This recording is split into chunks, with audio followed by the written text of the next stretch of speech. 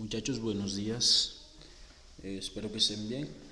Básicamente este video tutorial es para abordar un nuevo tema que estamos a punto de desarrollar en lo que es el proceso de aprendizaje del aula de español. Primero, pues decirles que estamos dispuestos a colaborarles de la mejor manera. Vamos a trabajar en conjunto para que el proceso de aprendizaje que hemos estado llevando no se vea perjudicado en este momento. Lo último que vimos fue el campo semántico, campo léxico. Ese tema ya quedó culminado. Lo que necesito es que me den evidencia del trabajo que se estuvo haciendo con campo léxico, semántico y familias léxicas. Eso va a estar en unas instrucciones que les voy a dar en un documento que les voy a enviar posteriormente. ¿Listo? Por el momento vamos a ver el nuevo tema. El tema es muy sencillo, es un tema muy corto, que es el concepto de relato literario o cuento. Entonces vamos a ver las características, los tipos de cuentos y la estructura, y a partir de esto vamos a hacer un trabajito también por plataforma. Lo primero que debemos saber es qué es narrar. Este término lo debemos entender desde diferentes puntos de vista. Primero, debemos saber que es una acción, ¿no?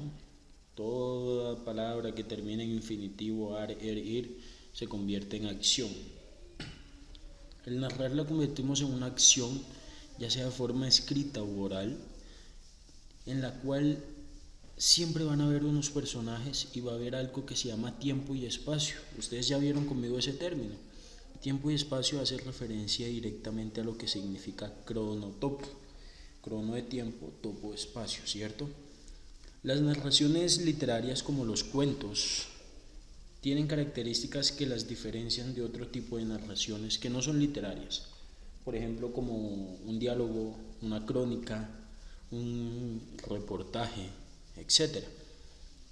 Debemos entender que las narraciones literarias pertenecen al género literario, que es el género narrativo.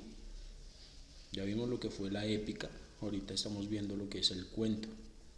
Dentro de esto debemos entender que siempre va a existir un narrador. Este narrador es el que va a contar la historia, que va a ser intermediario en la historia, o que simplemente va a ser un testigo de la historia que está contando algo, ¿cierto? Los cuentos por lo general tienen características ficticias. La ficción es un elemento fundamental. ¿Por qué? Porque la ficción es lo que diferencia una narración literaria de una no literaria, ¿vale? Debemos tener en cuenta la palabra. La palabra que usted está utilizando es el único medio de comunicación que tiene para desarrollar una historia dentro de un cuento o dentro de una narración. ¿Listo? Dentro de la palabra tienes que ver cómo la persona que está contando la historia atrapa al lector, la intención que tiene el narrador con la historia. Y por otro lado, la objetividad. Los cuentos, pese a que son ficticios, que la mayoría no son reales, tienen que ser objetivos. ¿Por qué? Porque la objetividad es la que le da sentido a la historia, es la que le da sentido al mundo que tú estás creando. Cuando hablamos de objetividad es que debe existir una estructura, que debe existir una idea, una intención clara con el cuento. Existen diferentes tipos de cuentos o relatos. Existen los fantásticos, los cómicos, los microrrelatos o microcuentos, los cuentos policiales, que es el mismo género negro, género blanco, los cuentos de misterio. Cada uno de estos cuentos se desarrollan de acuerdo a la situación o se emplean de acuerdo a la situación. Los infantiles, los cuentos de terror, o los que son realistas o los que se dedican únicamente a la historia. Vamos a ver algunos de estos. La idea es que hagamos un trabajo conjunto, que yo les enseñe los más comunes y ustedes complementen la información. El cuento realista es aquel que se refiere a todos los eventos que suceden en un espacio real, pero eso no quiere decir que la historia que yo esté contando haya sucedido o haya sido real, pero el espacio, el cronotopo, tiene que ser real. Por ejemplo, un cuento donde narran historias de personajes verosímiles, es decir, personajes que se crean, que puedan existir en la realidad. Un anciano, un niño, una mujer, un perro, un gato, una vaca, ¿cierto? Aquí vemos un ejemplo muy claro de un cuento realista. Este evidencia un espacio o evidencia un personaje real que es un cadáver, lo describen, evidencia otros elementos reales como animales, ¿vale? Hacen una descripción de eso y muestran un espacio y un tiempo real como lo es un restaurante de comidas rápidas. Entonces ustedes leen este ejemplo y se dan cuenta de que es un cuento realista porque maneja esos tres elementos. Primero, el espacio real. Utiliza personajes que son o que pueden ser reales, como adultos, como seres humanos o animales, ¿cierto? Y las descripciones que se hacen son descripciones reales. Y todo esto pueda que no exista o que nunca haya existido la historia, pero los elementos pertenecen a la vida real. El segundo cuento que yo les voy a mencionar son los cuentos de terror. Ese es un cuento muy común, ¿no? Si nos vamos a los cuentos de Edgar Allan Poe, con el género negro y el género de terror, vamos a encontrar esto. Los cuentos de terror tienen un sentido muy estricto. ¿Qué quiere decir esto? La composición es muy breve, es muy concisa y es muy fácil de entender. Siempre tienen cortes fantásticos, sobrenaturales. Por lo general los cuentos de terror exageran la realidad, pero suceden en espacios reales por una parte. Y su objetivo es despertar en el lector esa sensación de intriga, esa sensación de miedo, esa sensación de escalofríos. ¿Cómo se realiza esto? Esto se realiza a partir del trabajo que hace el autor o el escritor. El escritor tiene que despertar desasosiego. ¿Qué es desasosiego en la persona? Es como una inquietud. Es una intriga por querer saber más, pero saben que si lo descubren le puede causar un efecto como el escalofrío, como el miedo. ¿Listo? No hay una pretensión artística o literaria clara, pero tampoco la excluye. ¿Qué quiere decir esto? Obviamente los cuentos de terror tienen una intención literaria, que es conocer esa parte que tiene el autor para despertar emociones en las personas que leen. ¿Listo? Ejemplos de cuentos de terror. Por ejemplo, El Cuervo de Edgar Allan Poe. Todas estas referencias van a estar en el documento que yo les voy a anexar. Vámonos al siguiente tipo de cuento, que es el microrrelato o el microcuento. Esto también se le llama microcuento, minificción, microficción, cuento brevísimo, minicuento. Mini porque es muy corto, una extensión máxima de media página o ni de media página, un párrafo, tiene un microcuento. ¿Qué es un microcuento? Es una construcción literaria que es completa, pese a que es corta, tiene todos los ingredientes, inicio, nudo y desenlace. Obviamente los tiene, ¿vale? Pero que su brevedad es evidente, es muy concisa la historia, pero que presenta todas las características que debe tener un cuento. Entonces, pese a que es muy cortico, tiene la estructura de inicio, nudo y desenlace. Es decir, inicia la historia, el clímax de la historia y la resolución de la historia. Y tiene personajes, y estos personajes pueden ser reales o ficticios. Y se sitúa en un cronotopo, ya sea real o ficticio. Esto es un ejemplo de microcuento. Lucas era un inventor tan ingenioso que creó lo que a nadie se le había ocurrido crear. Ese es el inicio. Aquel agosto de 2008 fabricó una silla de 3 patas.